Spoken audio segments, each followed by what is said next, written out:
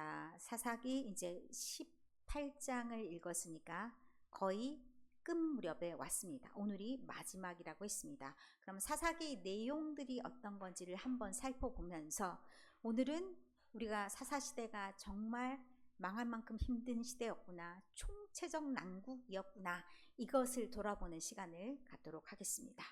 사사기를 한번 정리를 해볼까요? 사사기 1장부터 3장 6절까지의 내용은 서두에 사사시대가 어떤 시대였는지를 설명하는 내용이 있습니다. PPT 전체 요약이 있습니다. 제일 첫 번째, 자 그러면 여기에서는 정복전쟁도 제대로 되지 않았고 신앙도 실패했고 그들의 사명도 실패해서 하나님의 심판이 있었다라는 것이 3장 6절까지의 말씀이고, 이것이 3장 7절부터 16장 31절까지는 구체적인 사사들이 등장하면서 하나님은 꾸준히 이스라엘을 사랑하시고 돌보시는데 그 이스라엘 사람들은 왔다리 갔다리 하면서 얼마나 정신없이 신앙의 모습과 다르게 살았는지 이런 부분을 보여주는 게 16장 31절까지의 내용이었습니다.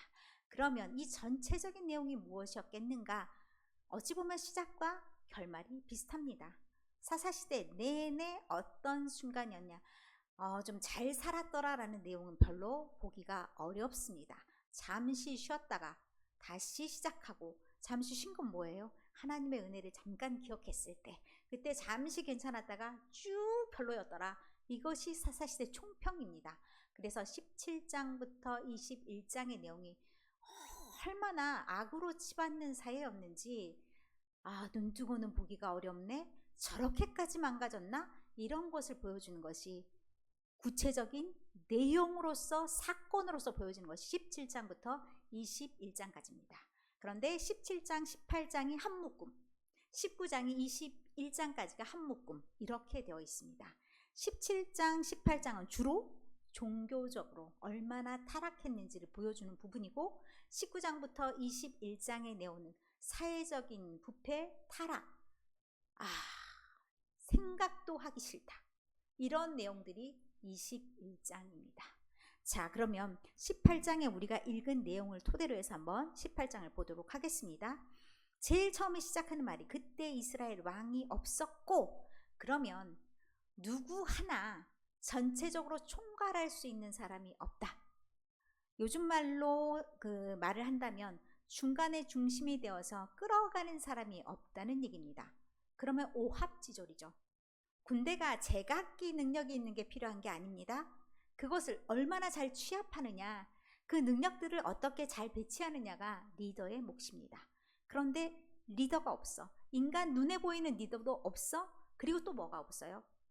뒤에 계신 하나님을 볼 수 있게 해주는 그런 사람도 없어. 그렇게 해서 문제가 생겼는데 17장에선 개별적인 가정에 있어서의 문제였죠.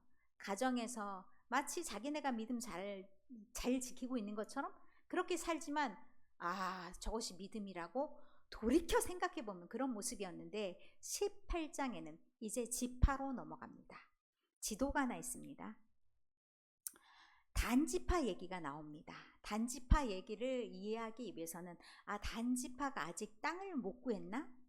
아니면 땅을 구했다가 뺏겼나? 이런 생각을 하게 되죠.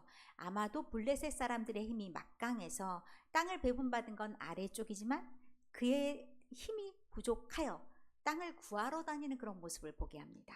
그러면 저 위쪽 끝에 있는 화살표의 제일 끝이 이 단이라고 나중에 이름을 붙이는 라이스라는 땅입니다. 저곳을 나중에 정복을 합니다. 그런데 어디서부터 출발하냐? 지금 출발하는 지점이 아래 에스다올 2절의 말씀에 보면 소라와 에스다올에서부터 출발하는 것을 보게 됩니다. 누구를 보내냐? 5 정탐을 보냅니다. 어디가 우리가 머물만 한지, 살만한지 그런 곳을 좀 알아와라, 이렇게 정탐을 보내서 정탐이 올라가 계속 올라가는 중에 누구 집에 당도하게 됐냐? 저 중간에 미가의 집 모양이 들어가 있죠. 미가의 집에 당도를 하게 됩니다. 그 정탐이 가서 미가의 집에 당도해 보니 이상한 목소리가 들립니다. 어떻게 이 사람이 이쪽 에브라임 산지 사람이 아닌 걸 알았을까요? 어떻게 알았을까요? 산지 사람인지 아닌지? 사투리. 우리나라에도 사투리가 있죠. 발음이 잘 안 되는 그런 발음을 해봐라. 그 지역 사람들에게 얘기하죠. 쌀, 살. 똑같이 에브라임의 어떤 방언이 있냐면 쉬 발음을 잘못합니다. 그러니까 시 이렇게 합니다.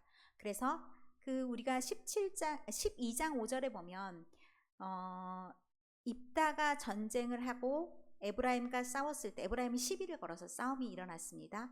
입다가 다 막 쳐 부수는데 도망간 사람들이 있습니다. 못 도망가게 강둑을 딱 맞고 서서 발음을 해보라고 합니다. 발음 무슨 발음? 쉽볼렛. 이 발음을 쉽볼렛 그럼 땡 너 죽어 이렇게 되는 그런 일들이 일어납니다. 그렇기 때문에 그 사람의 발음을 딱 들어보면 아 알겠어 이쪽 지방 아니네 이걸 알 수가 있는 거죠. 그래서 귀에 딱 들려갖고 내 청년의 음성을 들어봤다 이 얘기가 나옵니다. 뭐, 당신은 어디서 왔냐? 왜 여기 있냐? 이런 질문이 생기겠죠. 그런 질문에서 내가 여기에 고용된 내 제사장이고 뭐 이러이러한 조건으로 고용이 됐고 이런 얘기를 딱 들으니 그럼 우리를 위해서도 기도해 줘 봐라. 우리끼리 형통할지 좀 알아봐 달라. 그래서 그런 인연을 갖게 됩니다. 이 인연이 어떻게 연결되는지를 이제 봐야 됩니다. 그리고 이 5사람이 저 위에 라이스까지 가게 됩니다. 이제 살 곳이 어딘가 그런데 일단 살만해야 되죠. 그런데 라이스에 대한 소개가 7절에 보면 염려 없이 거주하며 먹고 살기 불편하지 않아. 그리고 또 뭐가 있냐? 평온하며 안전하다라고 하면서 시돈 사람들과 거리가 멀고 라는 말이 나옵니다. 주변에 침략자가 맨날 있어요. 그러면 돼요? 안 돼요. 전쟁에도 도와줄 사람이 있어요. 그러면 단이 질 수밖에 없죠. 그러니까 거리가 다른 민족들과 좀 있고 그리고 먹고 살만한 지역 딱 여기다 해서 라이스를 점령하기로 결정을 하고 이제 600명의 용사들을 데리고 다시 올라갑니다. 자, 다시 미가의 집에 도착을 한 것이 우리가 14절 읽었던 말씀입니다. 정탐하러 갔던 5사람들이 봤던 게 있어요. 그 전에 거기서 본 게 뭐냐면 에봇도 있었고 드라빔도 있었고 새긴 신상도 있었고 그걸 보고서 어떻게 생각했습니까? 와, 저걸 가지고 다니면 우리도 안전할 거야. 이 사람들도 잘못된 신앙을 가지고 있는 거죠. 미친 신앙을 가지고 있습니다. 이들 또한 잘못된 신앙으로 그렇게 생각을 하면서 5사람이 이제 그쪽을 보니까 청년 4사람이 딱 마주쳐요. 그 사람을 마주치면서 이제 그걸 다 가져가려고 하니까 막아서겠죠. 일단 미가 집에 소속돼 있는 제사장이기 때문에 왜 그걸 가져가려고 하냐? 그러니 조용히 해라. 잠잠해라. 그리고 제안을 합니다. 당신 이 집이 아무리 좋다 해도 한 집안의 제사장인데 그것보다야 한 지파의 제사장이 되는 게 낫지 않겠어? 라는 제안을 던집니다. 우리의 아버지와 제사장이 되라. 그리고 어떻게 행동하냐? 그 제사장이 아유 나를 알아주니 너무 좋아. 좀 부끄러운 모습이죠. 그렇게 하면서 그들이 이제 훔쳐가려고 했던 그 물건 다 싹 다 자기가 가지고 가고 룰루랄라 해서 떠나는 모습이 20절까지의 내용입니다. 그러면 그들을 가만히 두고 보겠습니까? 소문이 다 나지. 미가의 이웃집 사람들도 다 이제 따라 붙어서 쫓아갑니다. 미가가 이런 일로 이렇게 되었다라는 것을 제사장도 뺏겼지, 집에 있는 우상들도 다 뺏겼지. 가만히 있을 사람이 어디 있습니까? 그런데 막상 딱 가보니까 용맹한 군사들입니다. 자기네들은 훈련받은 군사들이 아니지 않습니까? 근데 제대로 각 잡힌 몸매로 무기를 가지고 있으면 쫄리죠. 그래서 같이 못 따라가겠네. 그리고 물러나서 집으로 돌아갔다라고 얘기합니다. 그리고는 라이스를 정복을 했죠. 칼날로 정복을 하고 그리고 라이스에다가 이제 이름을 바꿉니다. 우리가 흔히 성경에서 보면 단에서 브엘세바라는 말이 나옵니다. 단은 북이스라엘을 상징합니다. 이스라엘 끝자락에 단이 자리를 잡게 된 내력을 이렇게 들려줍니다. 그리고 아까 오전에 우리가 읽었던 것처럼 이 레인이 누구인지를 밝혀줍니다. 놀랍게도 모세 손자 게르솜의 아들인 요나단이었더라. 그 사람이 단지파의 제사장이 되었더라. 그래서 하나님의 집이 실로에 있을 동안에 미가가 단 자손의 제사장 역할을 하고 그 신상과 함께 그렇게 그 집에 있었더라. 그 지파에 있었더라. 이 실로가 나온 이름이 괜히 나오는 게 아닙니다. 그렇게 멀쩡히 하나님의 제사할 곳이 있음에도 불구하고 따로 자기네들 마음이죠. 개인이 따로 지파가 따로 국밥이 되어 있더라. 이거 어떻게 하면 좋은가, 이런 의미가 되는 겁니다. 그러면 종교적으로 아예 망했구나, 큰일 났구나, 이런 생각을 하게 되죠. 자, 19장에 들어가는 19장부터 21장의 내용은 사회적인 타락을 볼 수가 있습니다. 자, 여기도 이스라엘의 왕이 없을 때로 시작합니다. 아무도 뭘 할 사람이 없어. 아무도 뭐 판단해 줄 사람이 없어. 이런 의미죠. 하나님의 법도 없고, 그러니까 왕이 없다라는 것은 왕은 하나님의 대리자로서 있어야 되는데 하나님도 없고 하나님의 법도 없고 큰일이다, 이런 느낌으로 받아들이시면 됩니다. 에브라임 산지 구석에 거류하는, 그러니까 원래 그쪽 출신은 아니라는 얘기예요. 거류하는 나그네로 살아가는 사람인데 어떤 레위 사람이 있었다라고 얘기합니다. 이 사람도 원래는 어느 지파 사람인지 알 수가 없어요.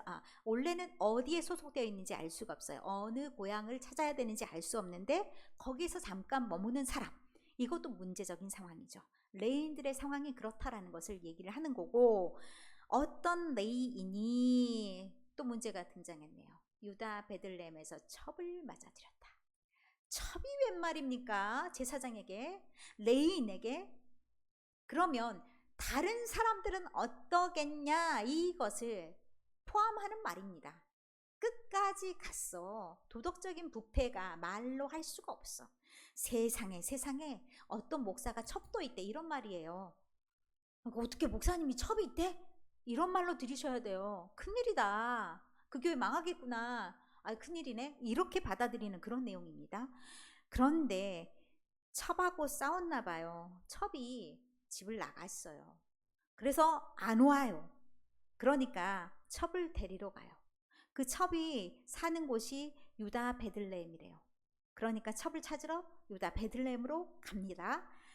거기서 넉 달 동안 지내는 부인에게 찾아갔는데 그 첩의 아버지가 반기면서 5일 동안 먹고 자고 오늘도 자라 내일도, 왜? 마음을 풀어주기 위해서, 혹시 내 딸에게 나쁜 마음을 가졌을까봐.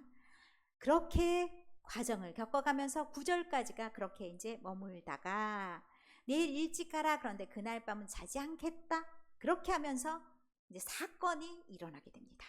10절 이하에 보면 그날 밤에 출발합니다. 밤에 출발하면 머물 곳이 적당하지가 않죠. 그럼 어딘가에서는 잠을 자야 된다는 얘기입니다. 그런데 이들이 도착한 곳이 여부스라는 곳이었습니다. 여부스라는 곳에, 그러니까 여부스는 지금 말로 예루살렘에 도착하게 됩니다. 그러면 재워줄 사람이 있어야 됩니다. 노숙을 할 수는 없잖아요. 재워줄 사람을 찾아서 길거리에 서성이는데 아무도 거들떠보지 않습니다. 그러니까 환대라는 것이, 그리고 자기 동포를 돌본다는 것이 완전히 깨어진, 이스라엘에는 나그네를 환대하라는 말들이 늘 있었습니다. 왜? 너희도 애굽에서 나그네였음이라 라는 애굽 생활을 늘 기억해야 된다는 것이 있었는데 없어. 그러면 완전히 기초부터 다시 시작해야 될 그 단계에 있다라는 얘기입니다. 그런데 저녁 때 한 사람이 등장합니다. 이 사람도 에브라임 산지 사람인데 이 사람도 마찬가지 여기가 고향이 아닙니다.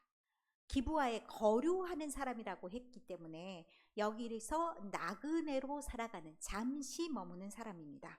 그런데 이 사람이 보니까 넓은 성읍거리에 그 나그네가 있게 됩니다. 그러니 사연을 묻습니다. 어디로 가는 거냐? 왜 여기에 있느냐? 이렇게 말하니까 여호와의 집으로 가는 중이다. 그러니까 예루살렘을 향해서 간다는 얘기겠고, 나를 집으로 영접하는 자가 없어서 내가 이렇다. 그러니까 예루살렘으로 간다는 것은 약간 좀 과장된 표현이죠. 사실은 예루살렘은 아니잖아요. 목적지는 자기 뻐기면서 나타내는 거죠. 나 이런 사람이야. 나 예루살렘에서 성전에서 일하는 사람이야. 약간 뻐기는 그런 마음으로 그렇게 얘기를 하는데, 이 노인이 들어오라, 우리 집에서 머물라 라고 얘기를 합니다. 그래서 들어갔더니 이 동네 상황이 소돔과도 똑같습니다. 자, 성읍의 불량배들이 그 집을 예웠습니다. 그리고 내 집에 있는 사람과 우리가 관계한다. 이거는 성관계를 나타냅니다. 완전히 타락한 동네 모양. 소돔과 고모라 할 때 소돔이죠. 그 모양 그대로를 가지고 있으니까 이 사람이 내 처녀딸도 있고 저 사람의 첩도 있다. 굉장히 존중이 없어진 사회입니다. 그러니까 부인이나 딸이나 그냥 내주면 되는 그런 존재가 되는 그런 사회. 그렇게 되어 있어서 나중에 그 집에 들어간 레인이 자기 첩을 내줍니다. 어쩌라고요? 그럼 완전히 요즘 말로 말하면 집단 강간을 당하는 거죠. 그렇게 돼서 나중에 집에 문턱까지 왔다라는 것은 그렇게 하더라도 그렇게 좀 살아보겠다고 주인을 믿고 온 겁니다. 그런데 새벽까지 나와보지 않던 그가 일찍이 나가려고 보다가 여자가 죽어 있는 것을 발견하게 됩니다. 원래 레인 제사장은 어떻게 해야 됩니까? 시체에 가까이 하면 안 됩니다. 나귀에 싣습니다. 그리고 그 다음 어떻게 합니까? 더 잔인한 시체를 토막살인하는 것. 토막살인한 건 아니고 이미 시체가 되어 있는 것을 토막을 냅니다. 그리고 어떻게? 12지파로 보냅니다. 이건 정말 상상하기도 어려운 일입니다. 물론 요즘에도 이런 일들이 있으면 우리가 경악을 금치 못하죠. 어떻게 저럴 수가 있을까? 그런데 자기 첩이잖아요. 아무리 죽었다 한들 그 시신에 손을 댄다는 것이 쉽지 않은 일인데, 사람이 너무나 뻔뻔하고 너무나 잔혹하다라는 것을 보게 돼주는 그런 모습입니다. 그러고 난 다음에 이게 빌미가 돼서 이제 전쟁이 일어납니다. 그 사람들이 속해 있던 지파가 베냐민이었죠. 베냐민 지파와 나머지 모든 이스라엘, 여기에 싸움이 일어납니다. 이런 일들이 어떻게 있을 수 있냐 한데 또 거짓말이 들어갑니다. 20장의 5절에 보면 기브아 사람들이 나를 치러 일어나서 밤에 내가 묵고 있던 집을 에워싸고 나를 죽이려 하고. 언제 죽이려 했습니까? 말이 달라졌습니다. 뱀의 혀예요. 뱀의 혀. 나를 죽이고 내 첩을 엿보여 그를 죽게 한지라. 뒤에 부분은 약간 이제 맞았다고 할 수도 있겠지만 어쨌든 이렇게 되니 내가 너희들에게 이 상황을 알리기 위해서 첩에 시체를 보낸 거다라고 얘기를 합니다. 그랬더니 한 번도 사사기에 단합된 적이 없어요. 다 같이 모인 적이 한 번도 없는데 일제히라는 말이 8절에 등장합니다. 미쳤어요. 이 짓 하는 데는 모두 다 일제히 한꺼번에 함께 나쁜 짓에 동조를 합니다. 그래서 다 자기 장막으로 돌아가지 말고 지금부터 우리는 싸워야 되는 거야. 분연히 일어나자. 이 작당 모의를 하게 됩니다. 그런데 그 중에서 베냐민의 기브아 사람들하고 이제 무리를 져 싸우려고 하는데 이스라엘 지파들에게 이 지파들이 이제 베냐민에게 얘기합니다. 그 불량배들만 내주면 싸움은 안 할게. 그 불량배들만 내줘. 그런데 베냐민 자손들도 이것에 대답하지 않습니다. 내어주지 않습니다. 그리고 그들도 싸움을 준비합니다. 누가 이기겠습니까? 보나마나 뻔한 것 아닙니까? 수적인 열세가 있습니다. 이 이스라엘 지파 사람들과 베냐민 지파의 사람들은 숫자가 차이가 나는데 엄청납니다. 2절에 보면 저기 보병이 40만 명입니다. 그런데 베냐민 자손은 칼을 빼는 자가 2만 6천 명입니다. 그러면 아무리 무기가 좋다 한들 요즘처럼 아주 핵무기로 무장해가지고 막 쏘아댄다, 이건 좀 다르겠죠. 그러나 비슷한 상황에서라는 것은 이길 수 없는 싸움입니다.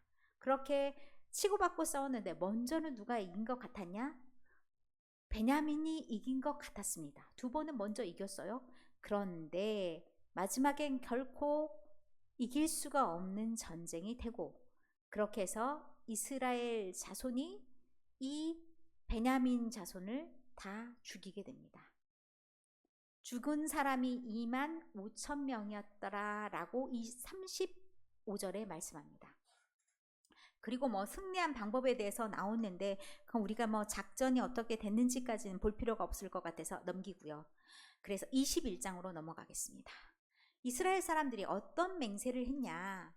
우리가 절대로 베냐민 사람에게는 아내를 주지 말자, 이런 맹세를 했습니다. 그러면 베냐민 사람들은 어떻게 해야 됩니까? 결혼을 못합니다. 그럼 베냐민 지파가 없어지는 겁니다. 이게 하나님이 원하시는 겁니까? 원래 12지파로 하나님께서 이들을 만들어 주셨습니다. 12지파 공동체가 하나가 없어진다는 것에 이제야 통탄하며 울고불고 난리를 칩니다. 방법이 없을까? 방법을 찾습니다. 그래서 그들이 맞이하는 방법은 미스바에서 다 모여 이렇게 했더니 야베스 길라 사람들이 총에 참석하지 않은 것을 알게 됩니다. 사실은 자기들의 마음 같아서는 징계해야 되겠다 생각을 할 수도 있지만 그럴 상황이 아닙니다. 차라리 고마울 수도 있습니다. 왜요? 여기 있는 사람들과는 맹세, 이 사람들 맹세 안 했잖아요. 이 사람들의 맹세를 안 했기 때문에 베냐민 지파 사람들과 결혼해도 되잖아요. 자, 이렇게 이 사람들 가지 않는 400명 이런 사람들과 결혼을 하게 됩니다. 나머지는 그러면 어떻게 되냐? 또 이상한 방법을 사용합니다. 회중의 여자들이 이제 베냐민 여인도 다 없어졌고 남은 자들에게 이제는 어떻게 아내를 얻게 할까? 16절 이하에 베냐민의 이제 자손들이 얻을 수 있는 방법을 19절에 제시합니다. 실로에는 여호와의 명절이 있잖아. 명절이라는 것은 순회해서 모든 사람들이 순례 절기로 지키는 절기입니다. 그때 사람들이 막 나와서 춤을 추고 이렇게 하기도 하나 봅니다. 그러니까 21절에 보면 실로의 여자들이 춤추러 나올 때 여자를 어떻게 해요? 보찜하는 거죠. 이것도 좋은 방법은 아니지만 이것이 최상의 방법이라고 제시합니다. 이런 방법으로 베냐민 지파가 망하지 않도록 다 각자 각 지파를 보존하며 살 수 있는 방법으로 최상의 방법으로 그것을 제시합니다. 그렇게 하고 각각 제 기업으로 돌아갔다 하면서 25절에 마지막에 또 한 번 이스라엘의 왕이 없었다. 이 방법이 좋았다는 얘기가 절대로 아니겠죠. 하나님의 통치도 없고 하나님의 방법이 아닌 방법으로 각자 자기네 원하는 방법대로 그렇게 살다 보니까 종교적으로도 부패하고 사회적으로도 부패하고 도덕적 타락도 이루 말할 수 없고 하나님이 이것을 그냥 두고 보시기만 하시겠느냐, 이런 마지막에 경종을 울리는 말이 있는 겁니다. 그러면 이제 하나님의 시대, 하나님이 무슨 일을 하실까?